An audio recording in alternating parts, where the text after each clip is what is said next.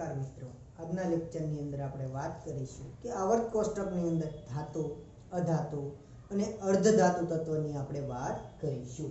હવે આપણે આવર્ત કોષ્ટકની અંદર વાત કરીએ તો મોટા ભાગના જે તત્વ છે એની અંદર ધાતુ તત્વનો સમાવેશ થાય છે. કે આવર્ત કોષ્ટકની અંદર હાલની અંદર 118 તત્વ છે, જેની અંદર 78% જેટલા તત્વ ધાતુ તત્વનો સમાવેશ થાય છે. આવર્ત કોષ્ટકની અંદર જે ડાબી બાજુ રહેલા છે તેની અંદર ધાતુ તત્વનું પ્રમાણ વધારે જોવા મળે છે. હવે આપણે વાત કરીએ આવર્તની અંદર ધાતુઓની થોડી સમજૂતી આપણે લઈએ તો આવર્ત કોષ્ટકની અંદર ધાતુ તત્વ છે કઈ બાજુ રહેલા છે? તો આવર્ત કોષ્ટકની અંદર ધાતુ તત્વ છે જે ડાબી બાજુ રહેલા છે.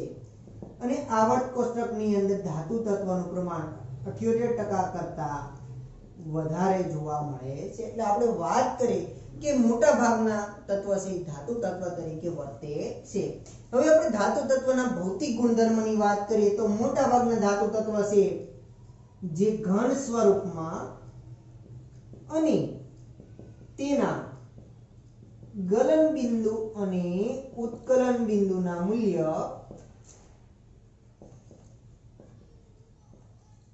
ખૂબ જ ઊંચા જોવા મળે છે. મોટા ભાગના ધાતુ તત્વ છે જેના ગલન બિંદુ અને ઉત્કલન બિંદુના મૂલ્ય ખૂબ જ ઊંચા જોવા મળે છે. પરંતુ કે આપણે કીધું કે મોટા ભાગના ધાતુ તત્વ છે ઘન સ્વરૂપમાં અસ્તિત્વ ધરાવે છે, પરંતુ મર્ક્યુરી અથવા તો પારો જે પ્રવાહી સ્વરૂપની અંદર અસ્તિત્વ ધરાવે છે. આવર્ત કોષ્ટકની અંદર ફક્ત એક જ તત્વ એવું છે જે પારો જે પ્રવાહી સ્વરૂપની અંદર અસ્તિત્વ ધરાવે છે. ત્યાર પછી આગળ આપણે વાત કરીએ કે ધાતુ તત્વના ગલન બિંદુ અને ઉત્કલન બિંદુના મૂલ્ય કેવા જોવા મળે છે? તો કે ઊંચા જોવા મળે છે. પરંતુ ઓરડાના તાપમાને ગેલિયમ અને સીઝિયમ જેવી ધાતુ છે તે પ્રવાહી સ્વરૂપની અંદર અસ્તિત્વ ધરાવે છે. અને જેના આપણે ગલન બિંદુની વાત કરીએ તો ગેલિયમનું જે ગલન બિંદુ છે 303 કેલ્વિન જેટલું જોવા મળે છે અને સીઝિયમનું ગલન બિંદુ છે 302 કેલ્વિન જેટલું જોવા મળે છે. એટલે ઓરડાના તાપમાને કયા સ્વરૂપની અંદર અસ્તિત્વ ધરાવે છે? તો કે પ્રવાહી સ્વરૂપની અંદર અસ્તિત્વ ધરાવે છે. કોણ? તો કે ધાતુ તત્વ. ત્યાર પછી આગળ આપણે ધાતુ તત્વની વાત કરીએ કે ધાતુ તત્વ છે એના સિવાયના કયા ગુણધર્મ ધરાવે? સૌથી પહેલા આપણે કીધું ઘન સ્વરૂપમાં અસ્તિત્વ ધરાવે છે, ગલન બિંદુ અને ઉત્કલન બિંદુના મૂલ્ય ઊંચા જોવા મળે છે. પરંતુ અપવાદરૂપ તત્વ તરીકે કોણ છે? તો કે મર્ક્યુરી જે આવર્ત કોષ્ટકની અંદર એક જ તત્વ એવું છે જે પ્રવાહી સ્વરૂપની અંદર અસ્તિત્વ ધરાવે છે. જ્યારે ગેલિયમ અને સીઝિયમ જે સામાન્ય તાપમાને રૂમ ટેમ્પરેચરે ઓરડાના તાપમાને પ્રવાહી સ્વરૂપની અંદર અસ્તિત્વ ધરાવે છે, જેના ગલન બિંદુ અને ઉત્કલન બિંદુના મૂલ્ય નીચા જોવા મળે છે. ગેલિયમનું જે ગલન બિંદુ છે 303 કેલ્વિન છે, જ્યારે સીઝિયમનું 302 કેલ્વિન જેટલું જોવા મળે છે.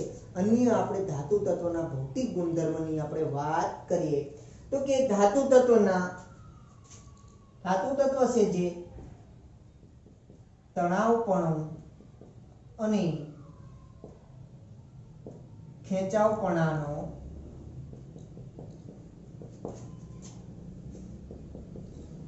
ગુણધર્મ ધરાવે છે.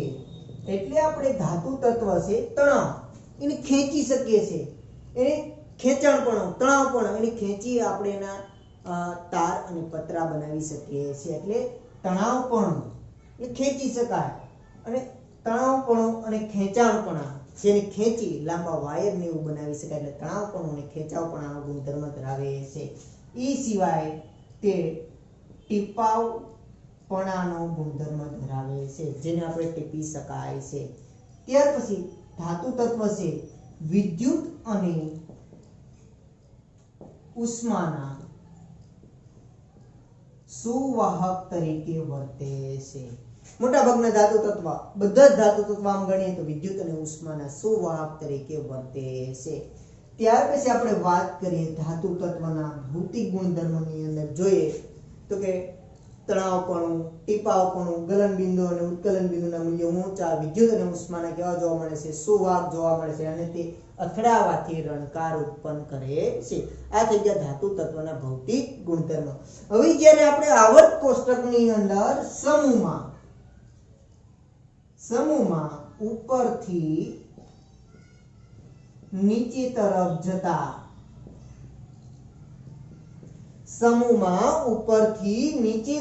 જતા ધાત્વીય ગુણધર્મમાં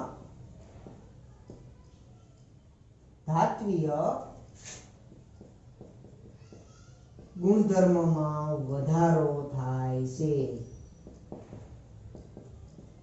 પરંતુ જ્યારે આવર્તમાં ડાબી બાજુથી જમણી તરફ જતા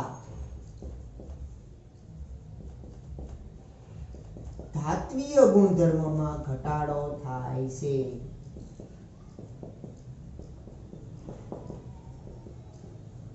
એક નજર કરો મિત્ર આવર્ત કોષ્ટકની અંદર સમૂહમાં ઉપરથી નીચે તરફ જતા, ધારો કે આપણે પ્રથમ સમૂહની વાત કરી, આલ્કલી ધાતુ તત્વ ઉપરથી નીચે તરફ લિથિયમ થી એને ફ્રાન્સિયમ તરફ જતા, ઉપરથી નીચે તરફ જતા, કેમાં? તો કે સમૂહની અંદર.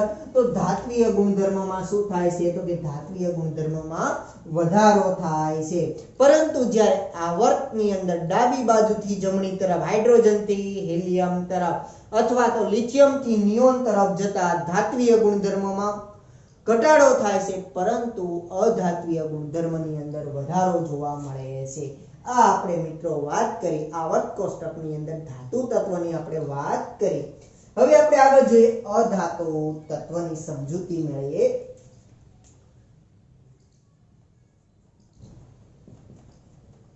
અધાતુ તત્વ. હવે આપણે જોઈએ અધાતુ તત્વ કયા સ્વરૂપની અંદર અસ્તિત્વ ધરાવે છે? તો મોટા ભાગના જે અધાતુ તત્વ છે તે ઘન, પ્રવાહી અને વાયુ સ્વરૂપની અંદર અસ્તિત્વ ધરાવે છે. અધાતુ તત્વ ઘન, પ્રવાહી અને વાયુ ત્રણેય અવસ્થાની અંદર આપણે અસ્તિત્વ ધરાવે છે. ત્રણેયના એક્ઝામ્પલ જોવા હોય તો આપણે જોઈ શકીએ. ઘન સ્વરૂપની અંદર તો કે ફોસ્ફરસ છે, સલ્ફર છે, આયોડિન છે, જે ઘન સ્વરૂપમાં અસ્તિત્વ ધરાવે છે. પ્રવાહી સ્વરૂપની અંદર આપણે વાત કરીએ બ્રોમિન છે, જે પ્રવાહી સ્વરૂપમાં અસ્તિત્વ ધરાવે છે. અને વાયુ સ્વરૂપની અંદર હાઇડ્રોજન, ઓક્સિજન, નાઇટ્રોજન, ફોસ્ફરસ આ બધા અધાતુ તત્વ છે જે વાયુ સ્વરૂપની અંદર અસ્તિત્વ ધરાવે છે. એટલા માટે અધાતુ તત્વ ઘન, પ્રવાહી અને વાયુ ત્રણેય સ્વરૂપની અંદર અસ્તિત્વ ધરાવે છે. ત્યાર પછી અધાતુ તત્વના ગલન બિંદુ અને ઉત્કલન બિંદુના મૂલ્ય નીચા જોવા મળે છે. પરંતુ અપવાદરૂપ તત્વ તરીકે આપણે અધાતુ તત્વની અંદર ગણીએ તો કે કાર્બન અને બોરોન, જેના ગલન બિંદુ અને ઉત્કલન બિંદુના મૂલ્ય ખૂબ જ ઊંચા જોવા મળે છે. એટલે આ બંને તત્વ કેવા જોવા મળે છે? તો કે અપવાદરૂપ તત્વ. કોણ? કાર્બન અને બોરોન, જેના ગલન બિંદુ અને ઉત્કલન બિંદુના મૂલ્ય ખૂબ જ ઘણા બધા આપણને ઊંચા જોવા મળે છે. ત્યાર પછી અધાતુ તત્વ વિદ્યુત અને ઉષ્માના અવાહક તરીકે વર્તે છે. પરંતુ આપણે અધાતુની અંદર જોઈએ તો ગ્રેફાઇટ જે અધાતુ તત્વ છે છતાં પણ વિદ્યુતનું સુવાહક તરીકે વર્તે છે. આપણે વાત કરીએ ગ્રેફાઇટની વાત કરીએ કે ગ્રેફાઇટ છે અધાતુ તત્વ હોવા છતાં વિદ્યુતનું સુવાહક તરીકે વર્તે છે. ખાસ કરીને ગ્રેફાઇટનો ઉપયોગ ક્યાં થાય છે? તો કે બેટરીના સેલની અંદર વિદ્યુત ધ્રુવની અંદર ગ્રેફાઇટનો ઉપયોગ થાય છે. બેટરીની અંદર જે વિદ્યુતનું સુવાહક તરીકે વર્તે છે. ત્યાર પછી આપણે આગળ જોઈએ અધાતુ તત્વના ભૌતિક ગુણધર્મો.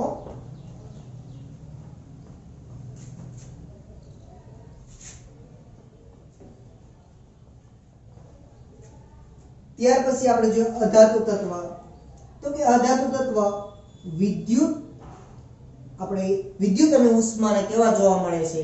કે વિદ્યુત અને ઉષ્માના અવાહક જોવા મળે, પરંતુ ગ્રેફાઇટ છે વિદ્યુત અને ઉષ્માનું સુવાહક તરીકે વર્તે છે.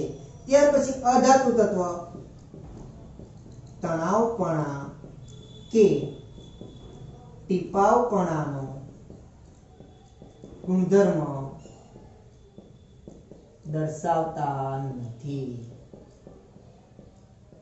અને જે અથડાવાથી રણકાર ઉત્પન્ન કરતા નથી અને અધાતુ તત્વ થી બરડ જોવા મળે છે, એટલે સરળતાથી તૂટી જાય છે. ત્યાર પછી આપણે વાત કરીએ કે આવર્તની અંદર ડાબીથી જમણી તરફ જતા અધાત્વીય ગુણધર્મની અંદર વધારો થાય છે. આવર્તમાં ડાબીથી જમણી તરફ જતા અથવા તો જમણી બાજુ અધાતુ તત્વનો સમાવેશ થાય છે. ખાસ કરીને અધાતુ તત્વનો સમાવેશ થતો હોય તો કે પી વિભાગની અંદર, જેની અંદર મોટા ભાગના અધાતુ તત્વનો સમાવેશ થાય છે. એટલે આપણે એમ પણ કહી શકાય કે આવર્તમાં ડાબીથી જમણી તરફ જતા અથવા તો જમણી બાજુથી અધાતુ તત્વનો સમાવેશ થાય છે. બરોબર છે. તો આ આપણે મિત્રો વાત કરી અધાતુ તત્વની. હવે આપણે આગળ જોઈએ અર્ધધાતુ તત્વ.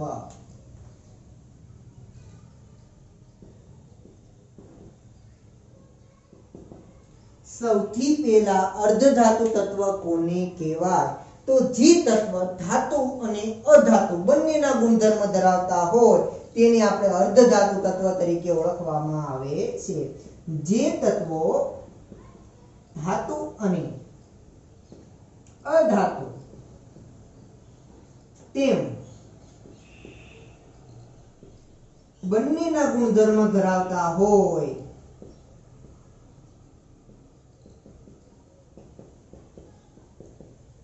તો તેને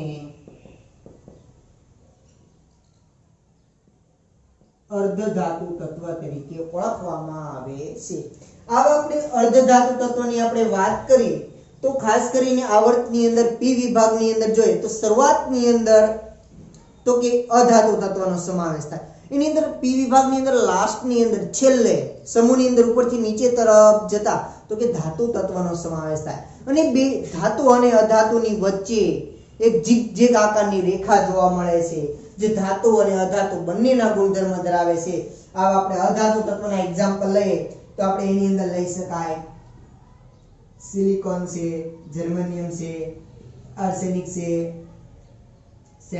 સેલેનિયમ છે અને ટેલુરિયમ છે. આ બધાય તત્વ છે જે અર્ધધાતુ તત્વ તરીકે વર્તે છે અથવા તો અર્ધધાતુ અથવા તો ઉપધાતુ તત્વ તરીકે વર્તે છે. ઉપધાતુ એટલે જે ધાતુ અને અધાતુ એમ બંનેના ગુણધર્મ દર્શાવતા હોય તો તેવા તત્વને ઉપધાતુ અથવા તો અર્ધધાતુ તત્વ તરીકે ઓળખવામાં આવે છે. તો મિત્રો આપણે આ વાત કરી આવર્ત કોષ્ટકની અંદર જોવા મળતા ધાતુ, અધાતુ, ઉપધાતુ અથવા તો અર્ધધાતુ તત્વની વાત કરી. હવે આપણે આગળ જોઈએ કે આવર્ત કોષ્ટકની અંદર આપણે એના ભૌતિક ગુણધર્મની ચર્ચા કરીએ. આવર્ત કોષ્ટકની અંદર જોવા મળતા તત્વના ભૌતિક ગુણધર્મ વાત કરવાના છીએ તો કે આપણે વાત કરીએ પરમાણ્વીય ત્રિજ્યા,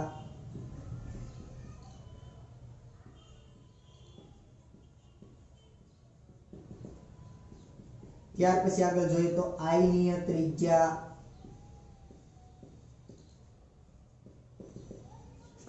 ત્યાર પછી આગળ આયનીકરણ એન્થાલ્પી,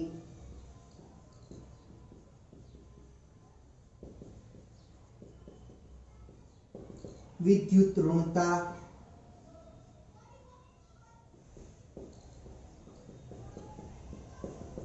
અને ત્યાર પછી ઇલેક્ટ્રોન પ્રાપ્તિ એન્થાલ્પી.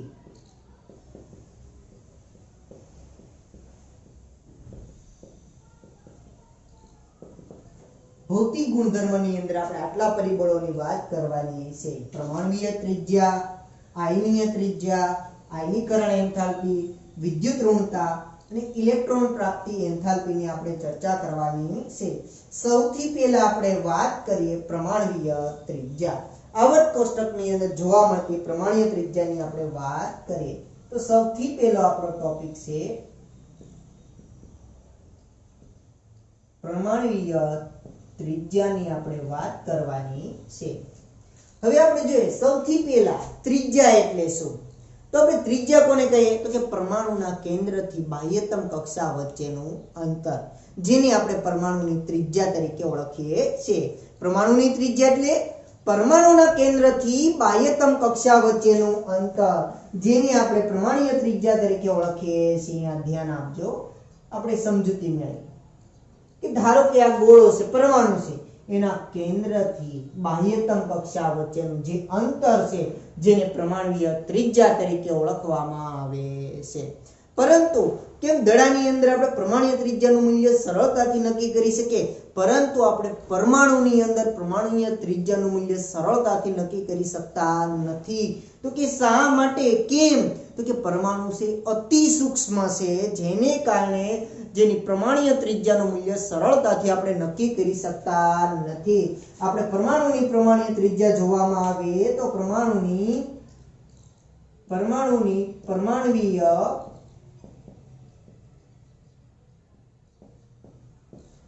ત્રિજ્યાનું મૂલ્ય લગભગ 1.2 એંગસ્ટ્રોમ જેટલું જોવા મળે છે, અને જેને આપણે મીટરની અંદર કન્વર્ટ કરીએ તો 1.2 ગુણ્યા 10⁻10 મીટર જેટલું અતિ સૂક્ષ્મ કદ જોવા મળે છે, જેને કારણે આપણે પરમાણુય ત્રિજ્યાનું મૂલ્ય સરળતાથી નક્કી કરી શકતા નથી. તો કે ધારો કે આપણે પરમાણુય ત્રિજ્યાનું મૂલ્ય નક્કી કરવું હોય તો કઈ રીતના નક્કી કરી શકાય? તો કે ધારો કે આપણે એક્ઝામ્પલ તરીકે લઈ, ઉદાહરણ તરીકે ડાયક્લોરીનનો જે અણુ છે, આ ડાયક્લોરીનના અણુની અંદર આપણે જોઈએ કે કેટલા પરમાણુ રહેલા છે? તો કે ક્લોરીનના 2 પરમાણુ રહેલા છે. એક આ ક્લોરીનનો પરમાણુ અને એક આ બીજો ક્લોરીનનો પરમાણુ. આ 2 પરમાણુના કેન્દ્ર વચ્ચેનું અંતર, તો જેને આપણે કહીએ છીએ પથલંબાઈ. આ પથલંબાઈનું મૂલ્ય કેટલું જોવા મળે છે? તો કે 198 પાઇકોમીટર જેટલું જોવા મળે છે. ક્લોરીનના અણુમાં કેટલા પરમાણુ રહેલા છે? 2 પરમાણુ રહેલા છે, બરોબર છે. 2 પરમાણુના કેન્દ્ર વચ્ચેનું અંતર એટલે એની પથ લંબાઈનું મૂલ્ય કેટલું આપણને જોવા મળે છે? તો કે 198 પાઇકોમીટર જેટલું જોવા મળે છે. હવે એના કરતા જે મૂલ્ય આપણે અડધું કરવામાં આવે તો એ ક્લોરીનની શું બને? પરમાણુય ત્રિજ્યા. એના કરતા અડધું મૂલ્ય, તો આપણે જોઈએ કે ક્લોરીનની પરમાણુય ત્રિજ્યાનું મૂલ્ય કેટલું જોવા મળે છે? તો કે 99 પાઇકોમીટર જેટલું જોવા મળે છે. આ આપણે વાત કરી અધાતુ તત્વની અંદર પરમાણુય ત્રિજ્યાની આપણે વાત કરી. હવે ધારો કે આપણે જોતા સાંભળતા હોઈએ છીએ ધાત્વિય ત્રિજ્યા. તો ધાતુ તત્વની અંદર પરમાણુના કેન્દ્રથી બાહ્યતમ કક્ષા વચ્ચેનું અંતર, જેને આપણે શું કહીએ છીએ? ધાત્વિય ત્રિજ્યા તરીકે ઓળખવામાં આવે છે. એ ધાતુ તત્વની અંદર આપણે એક્ઝામ્પલ લઈએ કોપરની અંદર, કે કોપરના અણુમાં જેની પથ લંબાઈનું મૂલ્ય કેટલું જોવા મળે છે? કે 256 પાઇકોમીટર જેટલું જોવા મળે છે, જે ધાત્વિય ત્રિજ્યા જોવા મળે છે. કેની અંદર?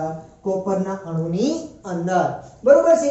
પરંતુ કોપર જેની પરમાણુય ત્રિજ્યાનું મૂલ્ય નક્કી કરવામાં આવે તો જે પથ લંબાઈ છે અણુની અંદર 2 પરમાણુના કેન્દ્ર વચ્ચેનું જે અંતર છે એના કરતા એનું મૂલ્ય અડધું કરવામાં આવે તો એ આપણને અહીંયા કોની પથ લંબાઈ મળે છે? તો કોપરની પરમાણુય ત્રિજ્યાનું મૂલ્ય 256 કરતા એનું મૂલ્ય અડધું એટલે કેટલું થાય? 128 પાઇકોમીટર જેટલી પરમાણુય ત્રિજ્યાનું મૂલ્ય જોવા મળે છે. હવે અધાતુ તત્વ હતા તો આપણે એની પરમાણુય ત્રિજ્યા કીધી, પરંતુ ધાતુ તત્વની અંદર જે તત્વ રહેલા છે એને આપણે શેના તરીકે ઓળખીએ છીએ? ધાત્વિય ત્રિજ્યા તરીકે ઓળખીએ છીએ, બરોબર. ધાત્વિય ત્રિજ્યા કહો કે પરમાણુય ત્રિજ્યા કહો તો બંનેના મૂલ્ય આપણને કેવા જોવા મળે છે? સમાન જોવા મળે છે. હવે આપણે ધારો કે પરમાણુય ત્રિજ્યાનું મૂલ્ય નક્કી કરવું હોય તો કઈ પદ્ધતિ દ્વારા નક્કી કરી શકાય છે? તો કે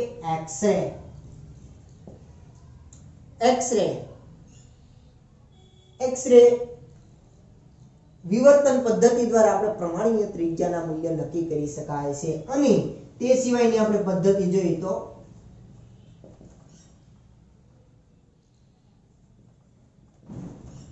સ્પેક્ટ્રોસ્કોપી પદ્ધતિની મદદથી આપણે પરમાણુય ત્રિજ્યાનું મૂલ્ય આપણે નક્કી કરી શકીએ છીએ, બરોબર. આ બંને પદ્ધતિની મદદથી આપણે પરમાણુય ત્રિજ્યાના મૂલ્યને નક્કી કરી શકીએ છીએ. હવે આગળ મિત્રો ધ્યાન આપજો, ખાસ કરીને પરમાણુય ત્રિજ્યાની અંદર આપણે વાત કરીએ કે સમૂહની અંદર આપણે પરમાણુય ત્રિજ્યાની વાત કરીએ કે સમૂહમાં ઉપરથી નીચે તરફ જતા પ્રમાણવીય ત્રિજ્યામાં વધારો થાય છે. તો કે કારણ શું? સમૂહમાં ઉપરથી નીચે તરફ જતા પ્રમાણવીય ત્રિજ્યાના મૂલ્યમાં શું થાય છે? વધારો થાય છે. જ્યારે આવર્તમાં ડાબી બાજુથી જમણી તરફ જતા ડાબી બાજુથી જમણી બાજુ તરફ જતા પ્રમાણવીય ત્રિજ્યાના મૂલ્યમાં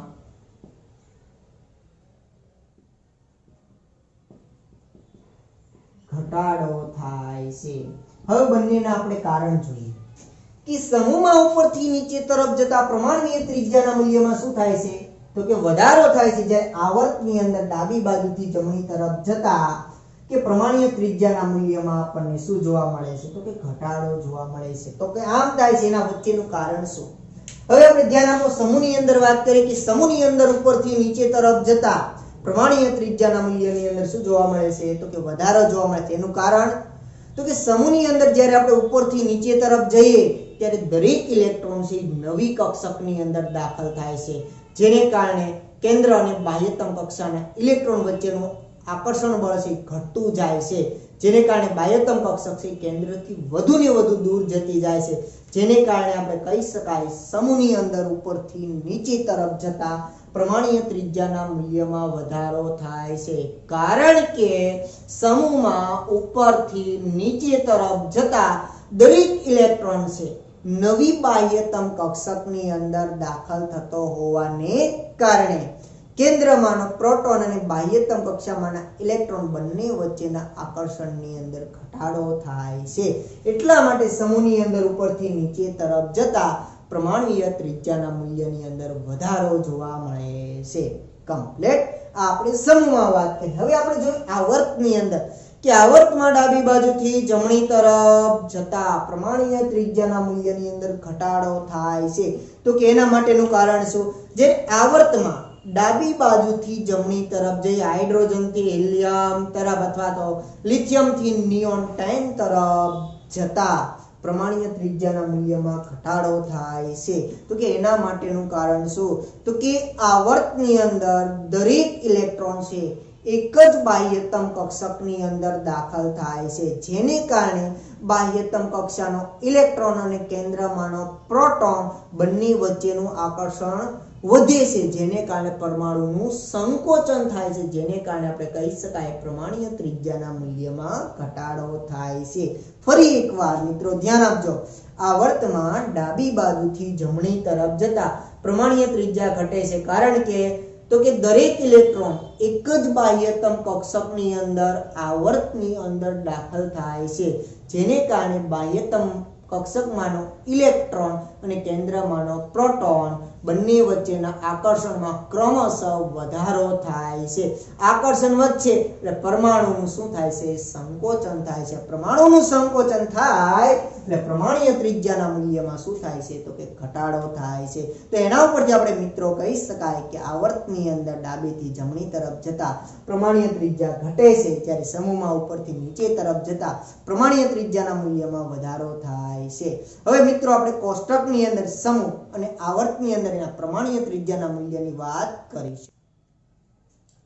હવે મિત્રો ધ્યાન આપજો, હવે આપણે એના મૂલ્ય લીધા કે કોષ્ટકની અંદર આપણે જોઈએ કે હમણાં આપણે થિયરીની અંદર જોયું હતું કે આવર્તમાં ડાબીથી જમણી તરફ જતા પ્રમાણવીય ત્રિજ્યાના મૂલ્યની અંદર ઘટાડો થાય છે. તો હવે આપણે જોઈએ, આ છે આવર્ત નંબર 2 અને આ છે આવર્ત નંબર 3. તો તમે જોઈ શકો ડાબી બાજુથી જમણી તરફ જતા ક્રમશઃ જો બીજા આવર્તના તત્વ તો કે lithium, beryllium, boron, carbon, nitrogen, oxygen અને ફ્લોરિન જે બીજા આવર્તના તત્વ છે. હવે જો ડાબી બાજુથી જમણી તરફ જતા ક્રમશઃ તમે જોઈ શકો છો પ્રમાણવીય ત્રિજ્યાના મૂલ્યમાં શું થાય છે? ઘટાડો થાય છે. તો તમે જોઈ શકો લિથિયમની પ્રમાણવીય ત્રિજ્યાનું મૂલ્ય કેટલું જોવા મળે છે?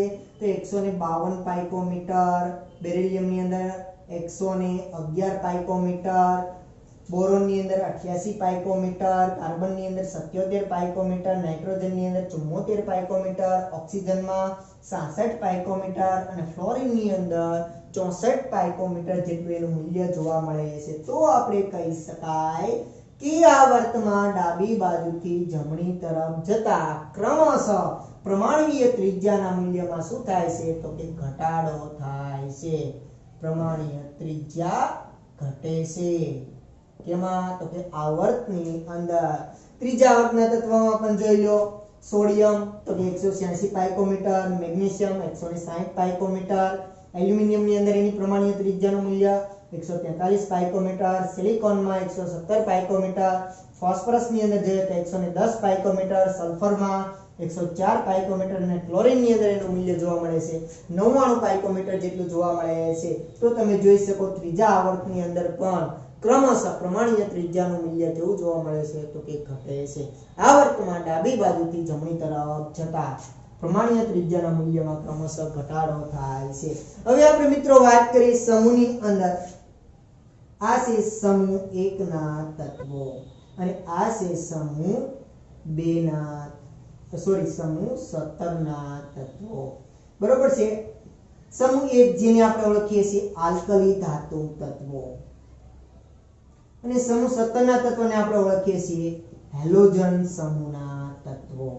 જેની અંદર સમૂહની આપણે વાત કરી કે સમૂહની અંદર ઉપરથી નીચે તરફ જતા દરેક ઇલેક્ટ્રોન નવી બાહ્યતમ કક્ષકની અંદર દાખલ થતો હોવાને કારણે તેની પ્રમાણવીય ત્રિજ્યાનું મૂલ્ય ઉપરથી નીચે તરફ જતા પ્રમાણવીય ત્રિજ્યાનું મૂલ્યમાં શું થાય છે તો કે વધારો થાય છે.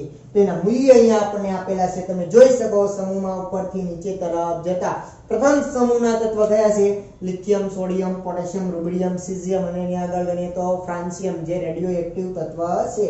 પ્રમાણીય ત્રિજ્યાના મૂલ્ય જોઈએ તો લિથિયમની પ્રમાણીય ત્રિજ્યાનું મૂલ્ય કેટલું છે તો 152 પાઇકોમીટર, સોડિયમની અંદર 186 પાઇકોમીટર, પોટેશિયમમાં 231 પાઇકોમીટર, રૂબિડિયમની અંદર 244 પાઇકોમીટર અને સીઝિયમની અંદર એનું મૂલ્ય જોવા મળે છે 262 પાઇકોમીટર.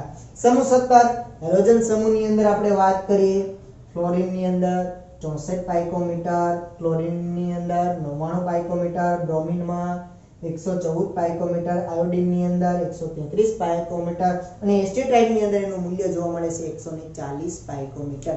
તો તમે મિત્રો અહીંયા જોઈ શકો છો કે આવર્તની અંદર ડાબી બાજુથી જમણી તરફ જતા પ્રમાણીય ત્રિજ્યાના મૂલ્યમાં ઘટાડો થાય છે, જ્યારે સમૂહની અંદર ઉપરથી નીચે તરફ જતા પ્રમાણીય ત્રિજ્યાના મૂલ્યમાં ક્રમશઃ વધારો થાય છે. કમ્પ્લીટ મિત્રો. તો આજના લેક્ચરની અંદર આપણે આટલી વસ્તુ રાખીએ. બરોબર છે. ત્યાર પછીના જે ગુણધર્મ, ભૌતિક ગુણધર્મ છે, આયનીય ત્રિજ્યા, આયનીકરણ એન્થાલ્પી, વિદ્યુત ઋણતા અને ઇલેક્ટ્રોન પ્રાપ્તિ એન્થાલ્પીના મૂલ્ય આપણે નેક્સ્ટ લેક્ચરની અંદર વાત કરીશું.